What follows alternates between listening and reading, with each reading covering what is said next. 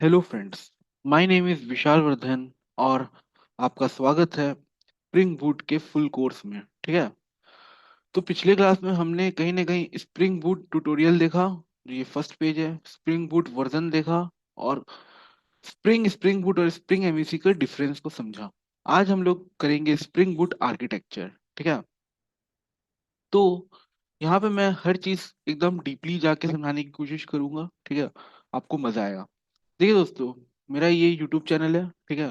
तो यहाँ पे मैं कोर जावा पे भी फुल वीडियो बना रहा हूँ, फुल कोर्स बना रहा हूँ। ठीक है, जावा फुल कोर्स। एडवांस जावा भी बना रहा हूँ। ठीक है। जो J2EE फुल कोर्स, जिसमें मैं सर्वलेट जेएसपी पढ़ा रहा हूँ। स्प्रिंग बूट का भी फुल कोर्स चल रहा है और माइक्रो सर्विस का भी फुल कोर्स चल रहा है।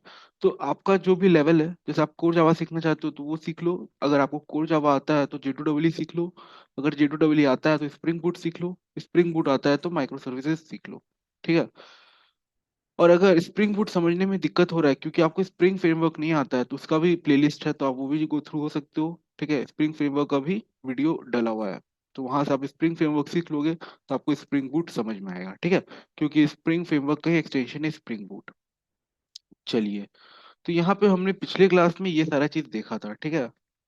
बहुत कुछ टॉपिक्स था जो पढ़ना है। जैसे जैसे ये सब है, डिपेंडेंसी मैनेजमेंट, एनोटेशंस, ये सारे टॉपिक्स पढ़ना है हमें। एक्टुएटर, ठीक है, प्रॉपर्टीज, स्टार्टर, ये सारी चीज हमें देखना है। ठीक है।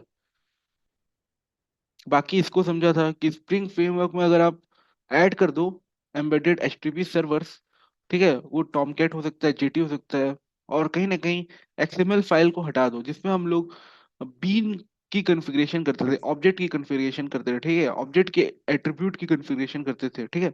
उसको अगर हटा दिया जाए, मतलब एक्सएमएल फाइल को हटा दिया जाए, तो एक स्प्रिंग बूट तैयार हो जाता है। और इसमें कहीं ना कहीं आप ऐड भी कर सकते हो प्रॉपर्टी फाइल। ठीक है। तो ये आपका स्प्रिंग बूट होता है। तो यहाँ पे आपको एम्बेडेड सर्वर का भी फैसिलिटी मिलता है। जैसे स्प्रिंग फ्रेमवर्क में आपको अभी भी अलग से सर्वर को ऐड ऑन करना पड़ता था, कॉन्फ़िगर करना पड़ता था। तो इसमें वो भी प्रॉब्लम खत्म हो जाता है। ठीक है। तो ये फैसिलिटी है। फिर हम लोग जो प्रोजेक्ट बिल्ड करेंगे वो स्प्रिंग इनिशियलाइजर से करेंगे। ठीक है। तो हम लोग स्प्रिंग बूट क्यों पढ़ते हैं, तो ये सारे टर्म्स को समझा था। ठीक है। ये सारे टर्म्स को समझा था। और ये सारे टॉपिक्स भी है। ये भी देखिए, स्प्रिंग सिक्योरिटी अपने में एक टॉपिक है, तो ये भी हम लोग पढ़ेंगे। जब हम लोग का स्प्रिंग बूट काफी अच्छा से स्ट्रांग हो जाएगा तो हम लोग ये सब भी देखेंगे। ठीक है। स्टैंड अलोन क्यों है, ठीक है, ये समझा। ये सब कुछ समझा। और हाँ हाँ हाँ, ये सब पढ़ा था हमने। फिर ये जैसे बॉयलर प्लेट कोड होता है वो रिड्यूस हो जाता है। ठीक है। ठीक है। स्प्रिंग फ्रेमवर्क में बॉयलर प्लेट कोड को क्यों इंट्रोड्यूस किया गया था? क्योंकि कहीं ना कहीं हमें लूज कपलिंग बनाना था। ठीक है, लूज कपलिंग बनाना था। बट लूज कपलिंग तो बना दिया, बट अभी भी बॉयलर प्लेट कोड लिखना पड़ रहा है। तो उसको भी मैनेज कर देता है स्प्रिंग बूट। ठीक है। जैसे ऑब्जेक्ट को मैनेज कर देता था ऑब्जेक्ट को मैनेज कर देता था स्प्रिंग फ्रेमवर्क। और कहीं ना कहीं यहाँ पे ऑटो कॉन्फ़िगरेशन आ जाता है स्प्रिंग बूट के अंदर। ठीक है। कहीं ना कहीं डेवलपमेंट फास्ट हो सके। ठीक है। और यूनिट टेस्ट और इंटीग्रेशन का टाइम कम लगे, इंटीग्रेशन टेस्ट का टाइम कम लगे, ये गोल देख के बनाया गया था स्प्रिंग बूट को। ठीक है। देखिए यहाँ लिखा है अवॉइड एक्सएमएल कॉन्फ़िगरेशन। ठीक है। बहुत सारा इंपोर्ट स्टेटमेंट लिखना पड़ता था। यहाँ पे यहाँ पे कहीं ना कहीं एनोटेशन कॉन्फ़िगरेशन को भी अवॉइड किया जा रहा है ज्यादा से ज्यादा। जो हम लोग बीन फोल्डर बनाते थे स्प्रिंग फ्रेमवर्क में, बट हम लोग वहां पे भी कहीं ना कहीं एनोटेशंस की फैसिलिटी स्प्रिंग फ्रेमवर्क में आ गई थी। ठीक है। तो उसको भी कहीं ना कहीं स्प्रिंग बूट रिड्यूस कर रहा है। ठीक है। तो अगर आपको स्प्रिंग बूट फ्रेमवर्क पर काम करना है, ठीक है, उसके प्रोजेक्ट्स बनाना है, तो उसमें आपको जावा जेडीके डाउनलोड करना पड़ेगा, मेवेन होगा। ठीक है। स्प्रिंग फ्रेमवर्क का ये होगा, और आईडीई होगा। ठीक है। तो मैं जो आईडी यूज करूंगा वो इंटेल आईजी करूंगा। ठीक है। और हम लोग चूंकि स्प्रिंग इनिशियलाइजर्स पे काम कर रहे हैं, ठीक है, स्प्रिंग इनिशियलाइजर्स पे काम कर रहे हैं, तो वहां पे ये आप मेवन अपने आप सेलेक्ट कर लोगे। ठीक है। तो उसको प्लग इन कर लेगा आईडी के अंदर। ठीक है। मतलब कि देखिए, पिछली बार भी बताया था मैं आपको, स्प्रिंग इनिशियलाइजर से ही हमारा, ठीक है, जो ब्राउजर पे रखा हुआ है, तो यहाँ पे देखिए मेवन सेलेक्टेड है। ठीक है। तो इसको बस जनरेट कर लेना है, जिप फाइल मिलेगा उसको अनजिप कर लेना है, और आप सिंपली आईडी में खोलोगे। ठीक है। तो वहां पे प्लग इन कर लेगा। ठीक है। मेवन की डिपेंडेंसी को ऐड कर देगा। आपको अलग से कोई एफर्ट नहीं लगाना है। ये सारे फीचर्स है, तो ये सारे फीचर्स हम लोग देखेंगे, ठीक है। जब हम लोग थोड़ा और अच्छे से पढ़ेंगे तो समझ में आएगा, क्योंकि यहाँ पे थ्योरी थ्योरी है सब, तो उतना अच्छे से समझ में नहीं आएगा। ठीक है, हमने ये देखा। फिर ये चूंकि थोड़ा पहले का बनाया हुआ है, तो ये जो वर्जन यूज कर रहा है वो स्प्रिंग बूट 2.0 कर रहा है। बट देखिए अभी लेटेस्ट में क्या चल रहा है। लेटेस्ट में चल रहा है ये वाला वर्जन 3.3.5, ठीक है। तो उसके हिसाब से यहाँ पे क्या चीज नया ऐड ऑन हुआ है वो लिखा हुआ है। बट 3.3.4 में तो और भी बहुत कुछ ऐड हो गया होगा, ठीक है। चलिए, तो ये बात समझ में आया। जैसे यहाँ टॉमकैट 8 लिखा है, बट अभी लेटेस्ट वर्जन सब आ गया, मुझे लगता है कि टॉमकैट 10 पे अब काम हो रहा है, ठीक है। टॉमकैट 10 पे काम हो रहा है। कॉटलिन सपोर्ट दिया जा रहा है, ठीक है। तो ये सारा चीज है, तो ये सब भी हम लोग देखेंगे।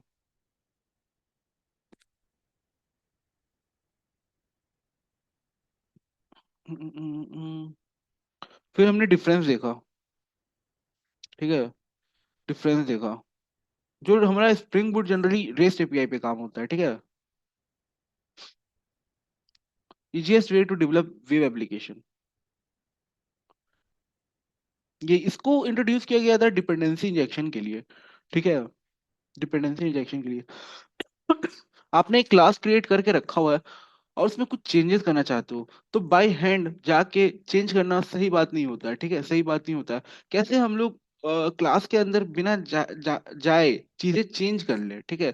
कैसे एट्रीब्यूट की वैल्यूज को चेंज कर ले, कैसे ऑब्जेक्ट को मैनेज कर ले, ठीक है। अभी मन है ऑब्जेक्ट क्रिएट करने का, ठीक है। मान लीजिए एम्प्लॉय के अंदर एड्रेस का एक ऑब्जेक्ट रखा हुआ है, तो हमें सिर्फ एम्प्लॉय से मतलब है, एड्रेस से मतलब नहीं है, ठीक है। अभी वो उसका ऑब्जेक्ट क्रिएट करने की कोई जरूरत नहीं है। बट एड्रेस का ऑब्जेक्ट एम्प्लॉय के अंदर रखा हुआ है, तो कैसे हम लोग उसको मैनेज कर ले कि एड्रेस का ऑब्जेक्ट ना भी बने और एम्प्लॉय का काम हो भी जाए, मतलब एम्प्लॉय का ऑब्जेक्ट क्रिएट हो जाए, ठीक है। तो ये सब चीज सोचा गया था स्प्रिंग फ्रेमवर्क के अंदर। बट जो आपका स्प्रिंग बूट है, वो चीज तो स्प्रिंग में पहले से था, डिपेंडेंसी इंजेक्शन। तो फिर स्प्रिंग बूट क्यों लाया गया? ऑटो कॉन्फ़िगरेशन के लिए, ठीक है। ऑटो कॉन्फ़िगरेशन के लिए कॉन्फ़िगरेशन कहीं ना कहीं अभी भी ऑटो नहीं था, मतलब कि आपको मैनुअली करना पड़ रहा था, ठीक है। आपको कोई भी जार फाइल को ला के रखना पड़ रहा था लाइब्रेरी के अंदर। वो चीज को कहीं ना कहीं स्प्रिंग बूट ने सिंप्लीफाई किया, ठीक है। उस चीज को स्प्रिंग बूट ने सिंप्लीफाई किया। बॉयलर प्लेट को इंट्रोड्यूस किया गया था मिनिमल टास्क के लिए, लेकिन वही स्प्रिंग बूट का काम क्या हो गया कि वही बॉयलर प्लेट को ही रिड्यूस कर दिया, ठीक है। कहीं ना कहीं ये बेनिफिट था स्प्रिंग फ्रेमवर्क तक, बट इसी को कहीं ना कहीं एक डीमेरिट बना के उसको रिड्यूस करने की कोशिश किया गया स्प्रिंग बूट के थ्रू। तो यहाँ पे ये काम हो रहा है, ठीक है। फिर इसका अपना इन मेमोरी डेटाबेस है, ठीक है, H2। तो वो आपको अलग से डेटाबेस को इंस्टॉल भी नहीं करना पड़ेगा, ठीक है। आप अपना काम भी कर लोगे। वो फैसिलिटी देता है आपको स्प्रिंग बूट, ठीक है। फिर यहाँ पे developer manually define dependencies for the, तो वही वही मैनुअली डिपेंडेंसी को ऐड करना पड़ रहा है पॉम डॉट एक्सएमएल में, ठीक है।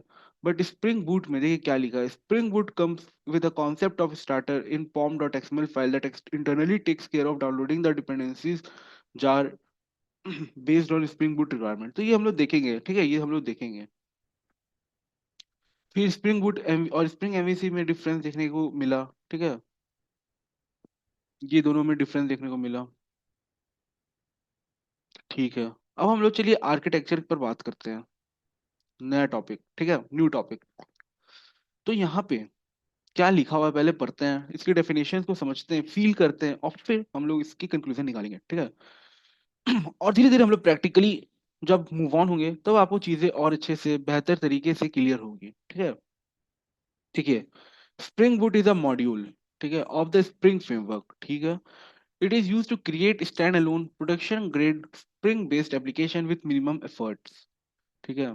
It is developed on top of core Spring framework. Spring Boot follows a layer architecture in which each layer communicates with the layer directly below or above it. Before understanding the Spring Boot architecture, we must know the different layer and classes present in it. There are four layers in Spring Boot are as follow.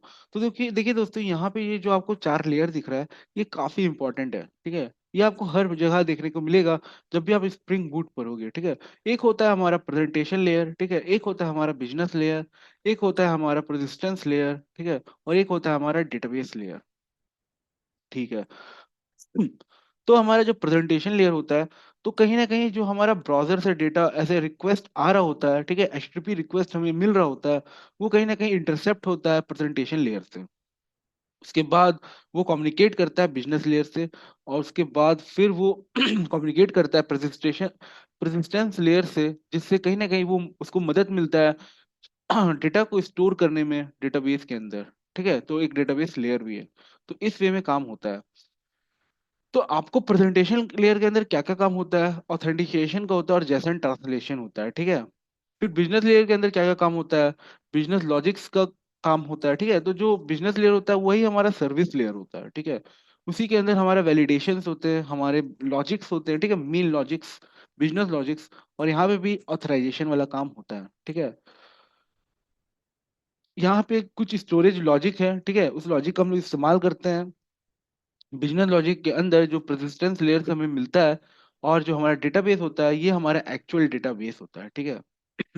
तो यहाँ सारे point लिखे हुए हैं, चलिए अच्छे से समझते हैं, डीप में समझते हैं क्या है ये, ठीक है, क्या है ये, इधर है ये। तो ये क्या लिखा है प्रेजेंटेशन लेयर के बारे में?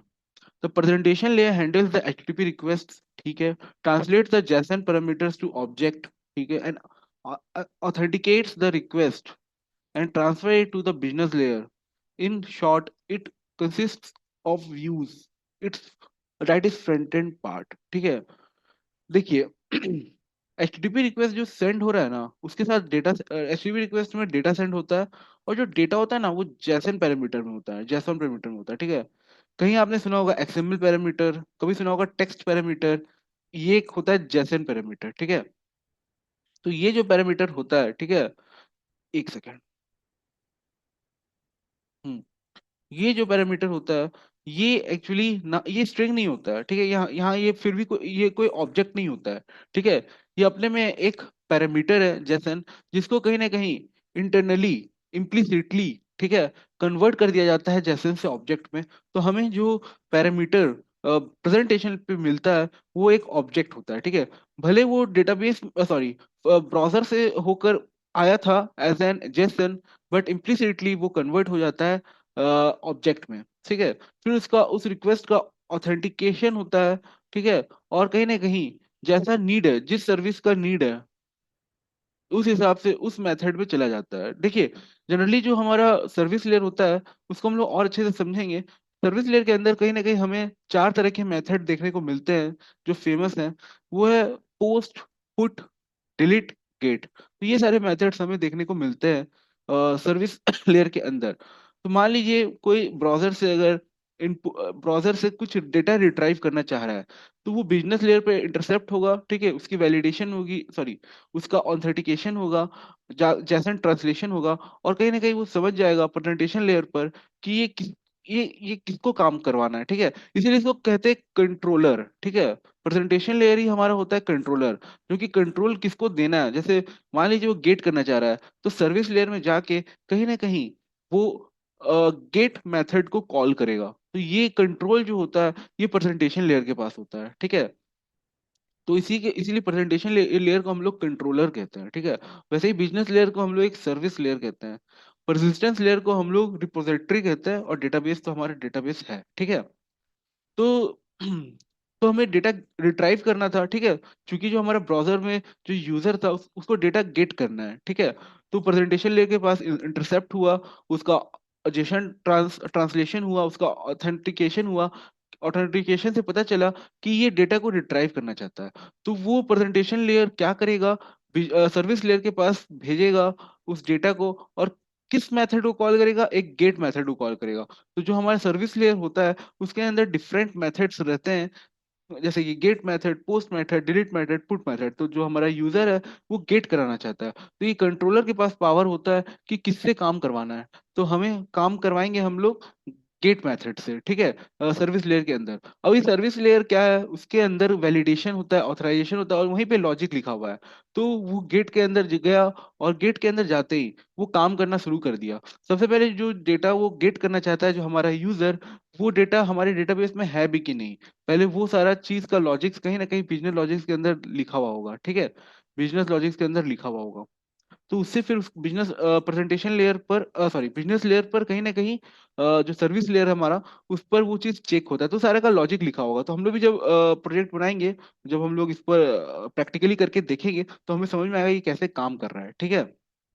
तो बेसिकली मैं यहाँ पे ये कह रहा था, तो बिजनेस लॉजिक सर्विस लेयर हमारा चेक किया, मान लीजिए डेटा नहीं है, तो वो फिर भेज देगा प्रेजेंटेशन लेयर के पास, प्रेजेंटेशन वो डेटा यूजर के पास भेज देगा, ठीक है, कम्युनिकेट कर लेगा, जिसमें बताया बताया होगा कि कौन सा डेटा आप जो चाह रहे हैं वो नहीं है, या फिर अगर डेटा है तो कौन सा है, तो वो सेंड कर देगा, ठीक है। तो इस वे से काम होता है।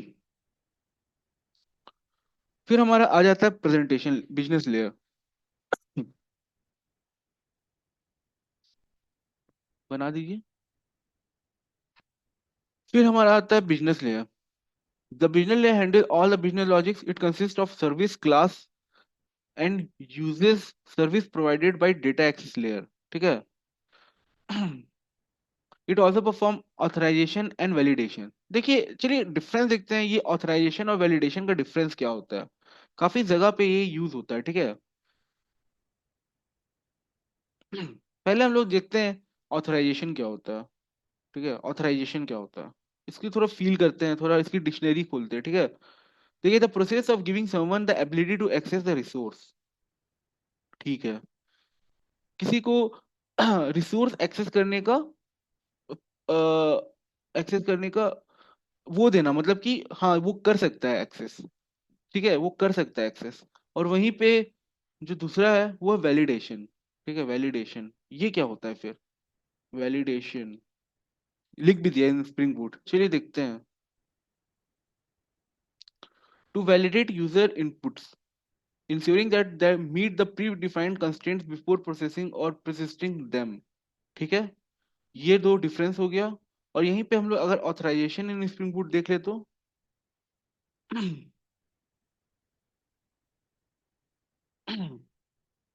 तो यहाँ पे एक ऑथेंटिकेशन भी देखने को मिलेगा और एक ऑथराइजेशन देखने को मिलेगा। तो validate the authentication info sent into Spring Boot as a part of request make sure the user has permission to make the request, ठीक है।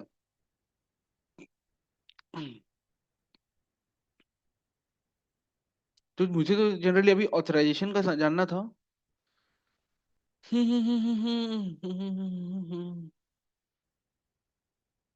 The advance automatic with spring security represent one of the, ये सब अभी नहीं जानना है। Simply मुझे authorisation जानना था, ठीक है, किसी को एक्सेस देना, यहाँ पे ऐसा लिख रहा है।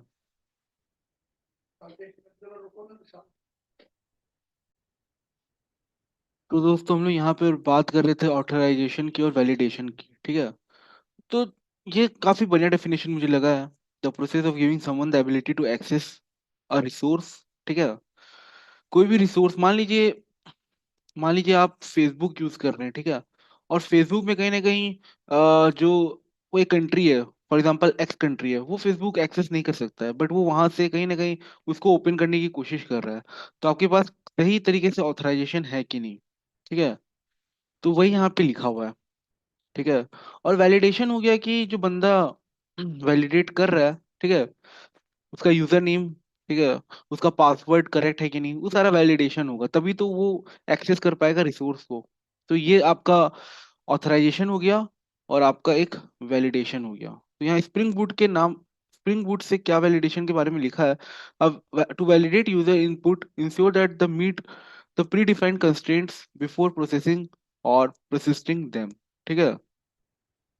फिर ये भी हो सकता है कि जैसे मान लीजिए पासवर्ड जो है वो आपका मिनिमम 6 होना चाहिए, आप इनपुट पर 5 दे रहे हो, तो वो वैलिडेशन भी हो सकता है। जो आपका नेम है उसमें नंबर भी होना चाहिए, बट आप नंबर नहीं दे रहे हो, ठीक है, तो वो भी एक वैलिडेशन हो सकता है। तो वैलिडेशंस आपका थोड़ा वो हो सकता है, कंडीशंस हो सकता है, क्या क्या कंडीशन आपको फुलफिल करना है, ठीक है। तो ये आपका वैलिडेशन हो गया। चलिए, तो ये बात हमें समझ में आया। तो हमने ऑथराइजेशन को समझा, ठीक है। मान लीजिए ऑथराइजेशन से और कुछ भी हम लोग समझ सकते हैं। मान लीजिए आप हो ना कोई बैंक में आप यूजर हो, ठीक है। बैंक में यूजर हो और आपको दूसरे यूजर का थोड़ी एक्सेस कर पाओगे, उसका ऑथराइजेशन उसके पास है, ठीक है, आपके पास नहीं है। या फिर आप कोई चीज, कोई ऐसा डिटेल, कोई प्राइवेट डिटेल ऐसा गेट करने की कोशिश कर रहे हो एटीएम में, तो वो भी तो आप उसके लिए भी तो आप ऑथराइज नहीं हो, ठीक है। कुछ चीज हाइड करके रख दिया गया है, जैसे मान लीजिए आप कोई नाम, आपका नाम है विशाल, ठीक है। और आपका ये नाम कहीं ना कहीं बैंक अकाउंट में सेव है, तो वो आप गेट कर सकते हो, बट आप उसको सेट नहीं कर सकते, उसका ऑथराइजेशन आपको नहीं दिया गया। आप अपना, एक बार आपने अपने नाम बैंक में डाल दिया तो आप चेंज नहीं कर सकते हो, ठीक है, आपका उसका ऑथराइजेशन नहीं है, ठीक है। आप उसको भले गेट कर लो, ठीक है, गेट कर लो, उसको चेंज नहीं कर सकते। फिर उसको आपको जाके बैंक से बात करना पड़ेगा, और उसका ऑथराइजेशन अगर कोई बैंक एम्प्लॉय के पास है तो वो जाके चेंज कर सकता है, ठीक है। तो ये इस तरीके से आप ऑथराइजेशन को समझ सकते हो। और कहीं ना कहीं जब आप मनी विड्रॉ करने की कोशिश करते हो एटीएम से, या फिर आपको बस चेक करना है कितना बैंक बैलेंस है मेरा, उसके लिए आप वैलिडेशन करते हो। तो ये बात आप समझ पा रहे होगे, ठीक है। एक बार और मैं रिपीट कर दूं क्या, कि ऑथराइजेशन और वैलिडेशन है क्या। देखिए ऑथराइजेशन में अभी मेरे को क्या बताया, ठीक है। आप अब मान लीजिए आपको अपना पासवर्ड बदलना है एटीएम का, या फिर पिन बदलना है आपको एटीएम का, तो आप शायद वो कर सकते होगे, ठीक है। तो उसके लिए आपको ऑथराइजेशन दिया गया है, तो आप चेंज कर लो, ठीक है। आप गेट भी कर सकते हो, आपका पिन आपको जानना है तो आप गेट कर लो। अगर आप सेट करना चाहते हो तो उसका भी ऑथराइजेशन आपको दिया गया है। वहीं जो आपका वैलिडेशन है वो क्या है फिर, वैलिडेशन आपका ये हुआ कि आप जब चेंज करने जा रहे हो, ठीक है, तो उसके पहले आपको कुछ प्रोसेस फॉलो करना होगा, ठीक है। तो वो आप उसके लिए आपको वैलिडेशन करना पड़ेगा, ठीक है। आपको वैलिडेशन नहीं करने की जरूरत है वहां पे। मान लीजिए आपको पिन डालना है, ठीक है, तो पिन आपका सिर्फ नंबर्स होना चाहिए, तो वैलिडेशन आपका बैकएंड से होगा, ठीक है। फिर आ जाता है आपका persistence layer. The persistence layer contains all the storage logic and translate business object from and to database रो।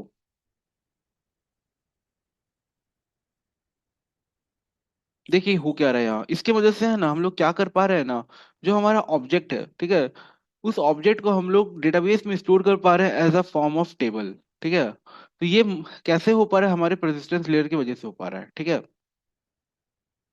तो यहाँ लिखा है, देखिए, the persistence layer contains all the storage logic, सारे लॉजिक्स परसिस्टेंस लेयर के अंदर लिखा हुआ है। उसको हम लोग यूज करते हैं। यूज क्यों करते हैं, जिससे हम लोग ट्रांसलेट कर सके अपने ऑब्जेक्ट को एक टेबल में, ठीक है, एक डेटाबेस रो में। तो इसका मदद होता है प्रेजेंटेशन लेयर में। फिर यहाँ पे होता है इन डेटाबेस लेयर, फिर क्या हो गया, in the database layer CRUD operation are performed, ठीक है। यहाँ पे हम लोग CRUD ऑपरेशन परफॉर्म करते हैं डेटाबेस के अंदर, ठीक है। तो ये बेसिकली हमारा चार लेयर हो गया, ठीक है। तो इतना आप समझ पा रहे होंगे अभी तक जो मैं आपको बताया। ठीक है, चलिए।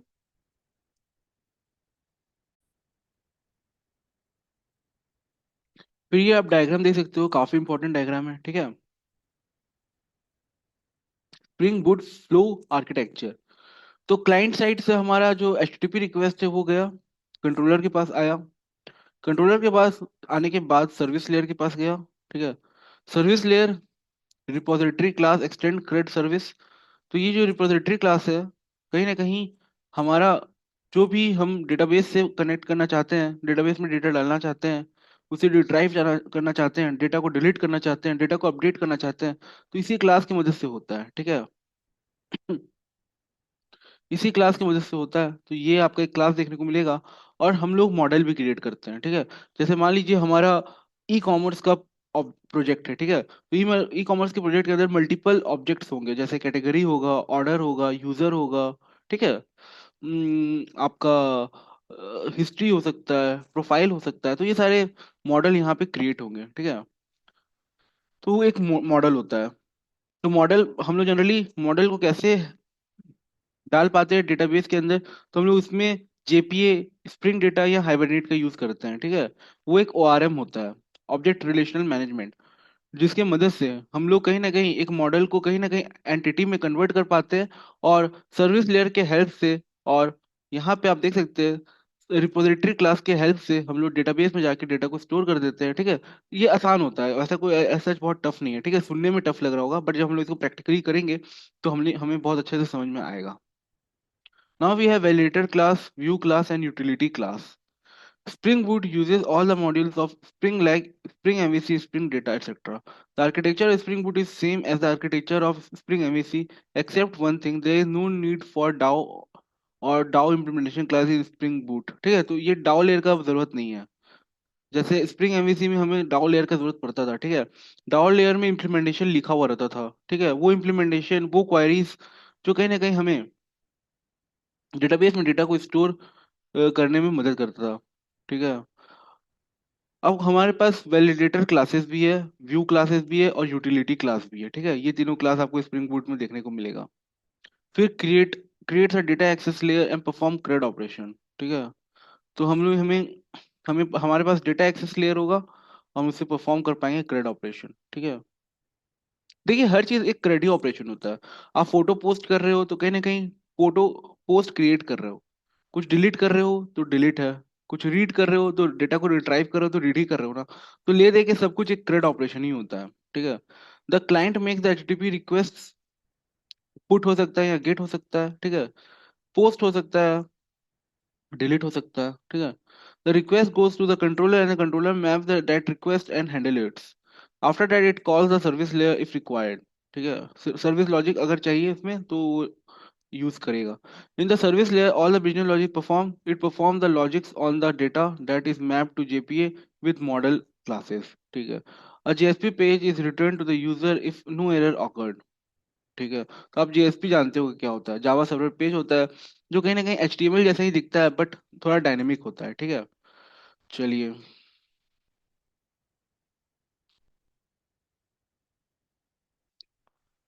फिर यहाँ पे अब आ जाता है स्प्रिंग इनिशियलाइजर का बात। तो स्प्रिंग इनिशियलाइजर मैं आपको दिखाया ही था, ठीक है। इसमें डायग्राम बनाया है क्या? देखिए, ये हमारा स्प्रिंग इनिशियलाइजर,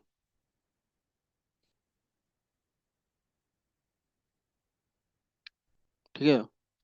तो स्प्रिंग इनिशियलाइजर मैं आपको समझाया हुआ हूँ। फिर से अभी हम लोग जब प्रोजेक्ट करेंगे ना तो इसको देखेंगे हमारा स्प्रिंग इनिशियलाइजर है क्या, ठीक है। देखिए, यहाँ मैं खोल के दिखाता हूँ, अभी दिखाया ही था। देखिए, ये हमारा है स्प्रिंग इनिशियलाइजर। तो इसको ब्लैक कर देता हूँ, ठीक है। तो ये इसमें क्या है, ये देखिए, मैं एक बार आपको करके ही दिखा देता हूँ, ठीक है। एक बार आपको करके ही दिखा देता हूँ, देखिए अच्छे से करते हैं, इसको समझते हैं।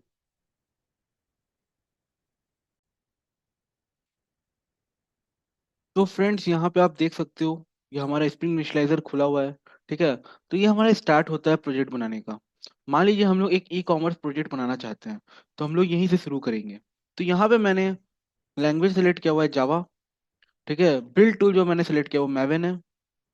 फिर जो हमारा स्प्रिंग बूट का जो वर्जन होगा वो बाय डिफॉल्ट जो है वही आप रहने दीजिएगा, स्नैपशॉट मत चेक सेलेक्ट करिएगा।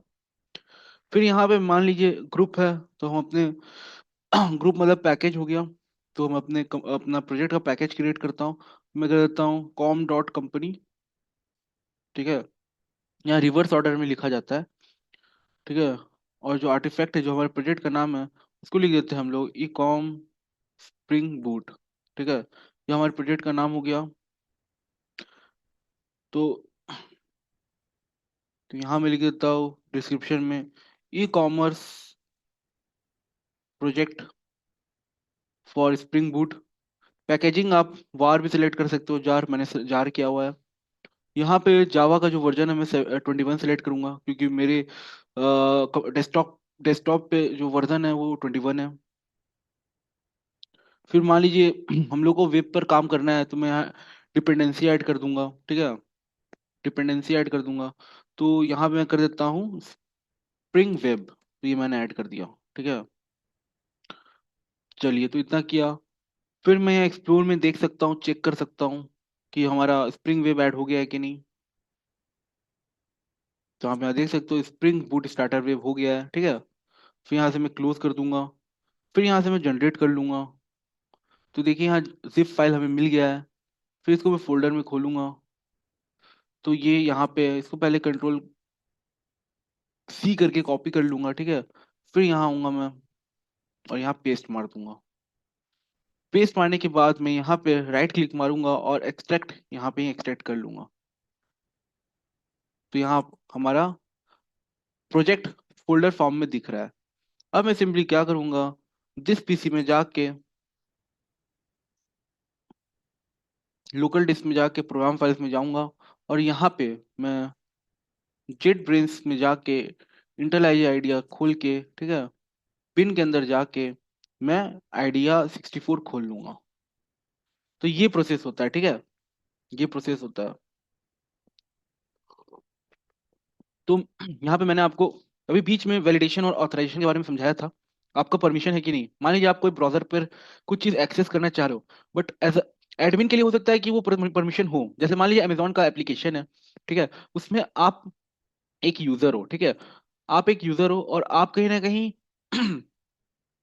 ऐड अ प्रोटेक्ट करना चाहते हो, ठीक है, तो उसका परमिशन आपके पास नहीं है, तो ये सारा ऑथराइजेशन होगा, ठीक है, ये सारा ऑथराइजेशन होगा। मतलब कि एक एडमिन ऐड अ प्रोडक्ट कर सकता है क्योंकि वो बिजनेस कर रहा है, ठीक है, उसको अपना प्रोडक्ट सेल करना है, तो वो अगर अमेजोन एप्लीकेशन में आता है, तो वो एक एडमिन अगर ऐड अ प्रोडक्ट करना चाहता है तो उसके पास उसका परमिशन होगा, उसका ऑथराइजेशन होगा। बट आपका जो यूजर है, एक क्लाइंट है, उसके पास नहीं होगा। तो वो एक डिफरेंशिएट क्रिएट किया जाता है, ठीक है, रिक्वेस्ट सब सेंड कर सकता है, बट उसका आपका पहले आपका ऑथराइजेशन होगा, फिर वो चीज हो सकता है जो रिक्वेस्ट का रिस्पॉन्स आप चाह रहे हैं वो मिलेगा। ठीक है, जो रिस्पॉन्स एक यूजर चाह रहा है उसका परमिशन होना चाहिए, तो वो ऑथराइजेशन हो गया। और वहीं जो वैलिडेशन हो गया वो क्या हो गया, वैलिडेशन जैसे पिन हो गया, उसमें सिर्फ नंबर चलता है, आप वहाँ एबीसीडी नहीं डाल सकते, तो उसका वैलिडेशन हो गया, ठीक है। तो ये सारा चीज हो गया। यूजर नेम है, तो यूजर नेम में आपका अपर केस होना चाहिए, मैंडेटरी है, नंबर नहीं होना चाहिए। तो ये सारा हो गया आपका वैलिडेशन।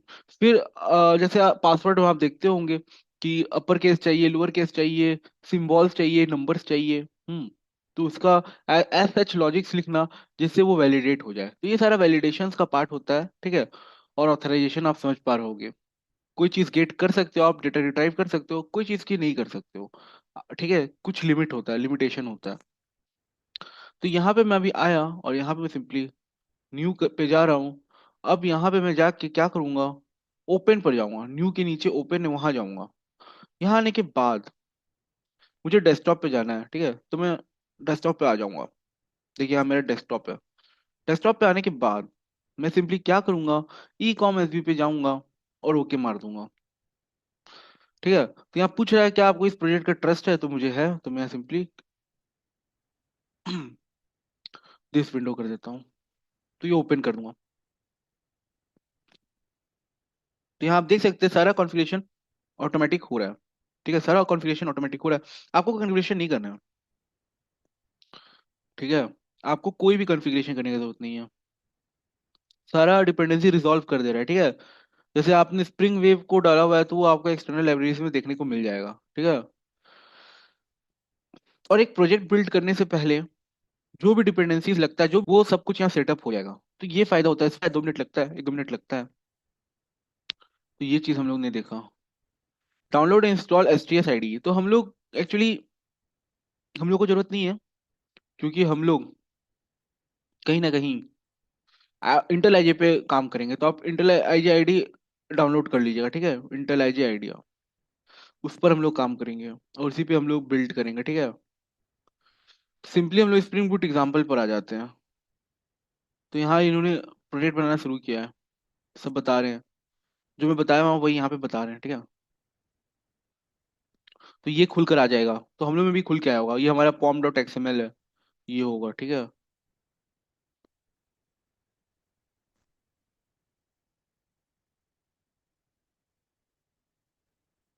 तो यहाँ मैं इंटेल आईजे आईडी पे आया।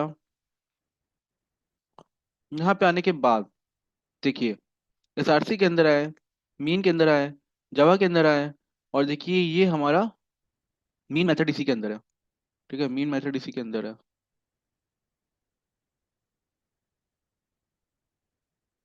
अब इसको मैं रन कर देता हूँ।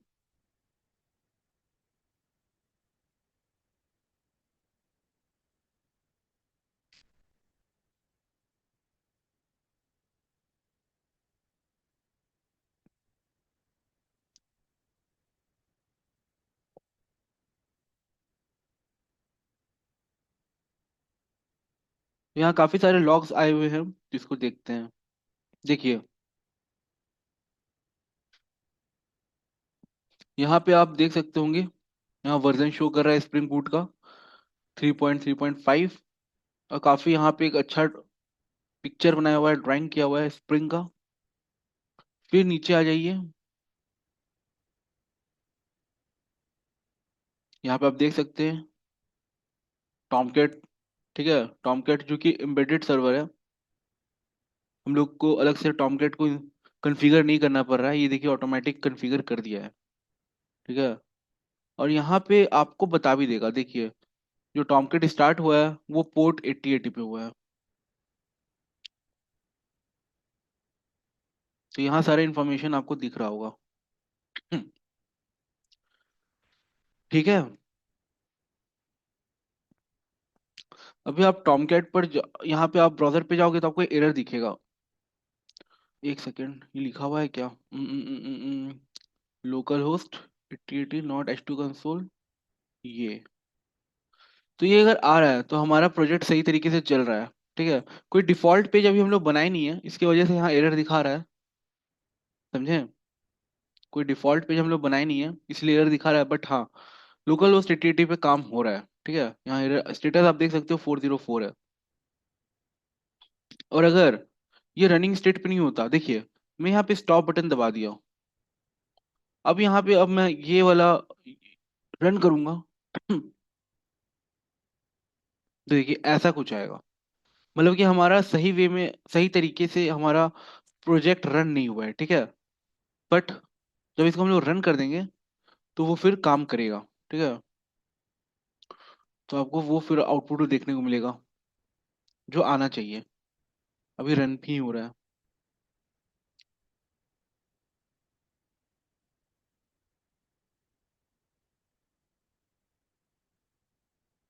फिर यहाँ आपको बताएगा भी कितना सेकेंड लगा स्टार्ट होने में।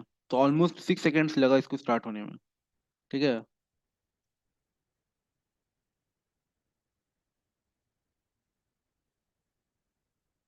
एरर आएगा तो एरर भी यहाँ बता देगा। लोकेशन भी बता रहा है हमारा फोल्डर का कहाँ पे है।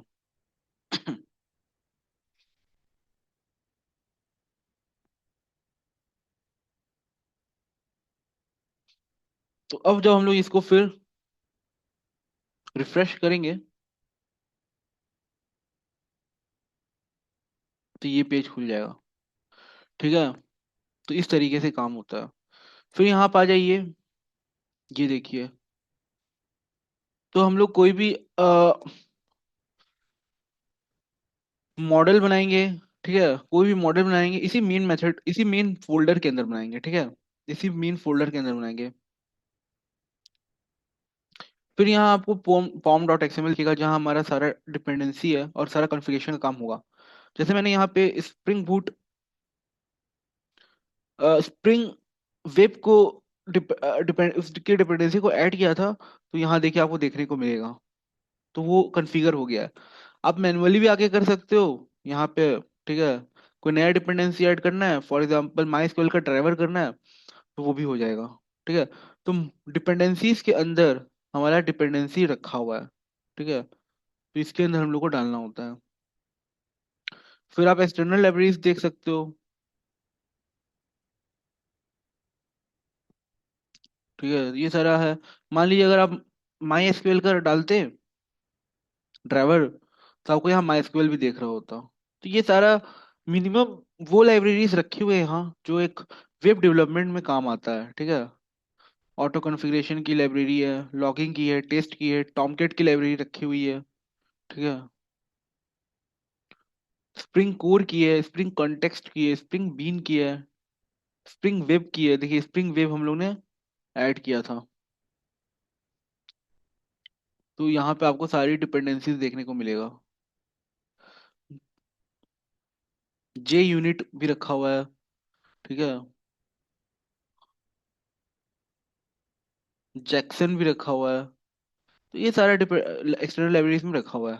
एक्सटर्न एक्स्ट्रा कोई लाइब्रेरी चाहिए होगा तो आप कोई भी जार फाइल्स चाहिए होगा तो आप एक्सटर्नल लाइब्रेरीज में ऐड कर सकते हो। तो आपको यहाँ पर्सनली जाके ऐड नहीं करना है, आप सिंपली यहाँ डिपेंडेंसी ऐड कर दो, वो कन्फिगर कर देगा, ठीक है।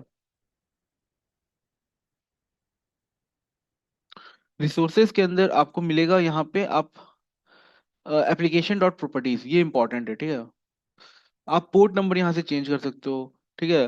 फिर आप अगर माई एसक्यूएल ड्राइवर को, मतलब सॉरी, माई एसक्यूएल को आप कनेक्ट करना चाह रहे हो, तो आपको अगर यूजर नेम और पासवर्ड जो आपका है वहाँ, वो आपको यहाँ डालना पड़ेगा, ठीक है, अलग से। तो थोड़ा सा कन्फिग्रेशन वाला काम यहाँ भी होता है, बट चूंकि यहाँ पे ऐसा है कि चीज़ें थोड़ी आसान है, ठीक है, चीज क्योंकि की वैल्यू पेयर पे हम लोग लिखेंगे, ठीक है। जैसे मान लीजिए जो हमारा सर्वर है वो 8080 है, तो मैं यहाँ सिंपली लिख दूंगा server dot port equal to 8082, और हमारा पोर्ट नंबर चेंज हो जाएगा। तो इतना आसान हो जाता है, ठीक है। तो यहाँ पे चीज़ आसान है। फिर मैं आपको क्या बताया था, हाँ, माई एसक्यूएल को अगर आप कनेक्ट करना चाह रहे हो तो उसका यूजर नेम होगा, ठीक है, डेटाबेस का जो आपका है, और उसका पासवर्ड होगा। तो वो सब आपको यहाँ पर्सनली डालना पड़ेगा की वैल्यू फॉर्म में। अभी सिंपली मैं फिर से इसको रीरन कर देता हूँ, ठीक है, स्टॉप एंड रीरन, तो देखते हैं क्या होता है, पोर्ट नंबर हमारा चेंज होता है कि नहीं।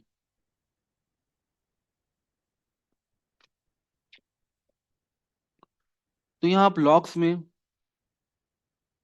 आके चेक कर सकते हो। देखिए पोर्ट नंबर चेंज हो गया, कितना आसान है दोस्तों। पोर्ट नंबर आपको चेंज करना था आपका, टॉमकैट का पोर्ट नंबर चेंज हो गया। अब आप यहाँ आओगे, 8080 पे तो एरर दे देगा, अब एरर आ गया। इसको आपको 8082 करना पड़ेगा। तो ये पेज खुल कर आ रहा है। तो इस तरीके से काम होता है, ठीक है, इस तरीके से काम होता है। तो ये समझाने के लिए मैं लिखा था। उसको बाय डिफॉल्ट जो इसका पोर्ट नंबर 8080, उसको सेलेक्ट कर, उसको रन कर देता हूँ। तो ये चीज हमने देखा, ठीक है।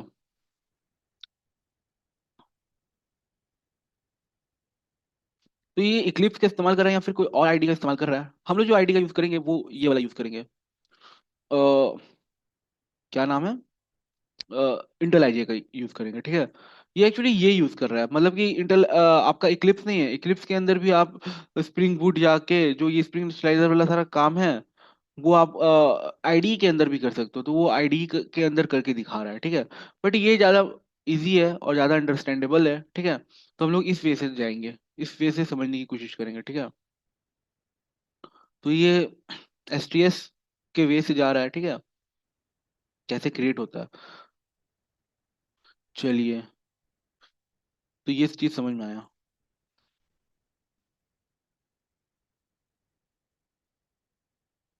फिर ये स्प्रिंग पर जा रहा है, स्प्रिंग पे नहीं जाना है, स्प्रिंग तो हम लोग पढ़ लिए। स्प्रिंग बूट एनोटेशन पे आना है। अच्छा अच्छा।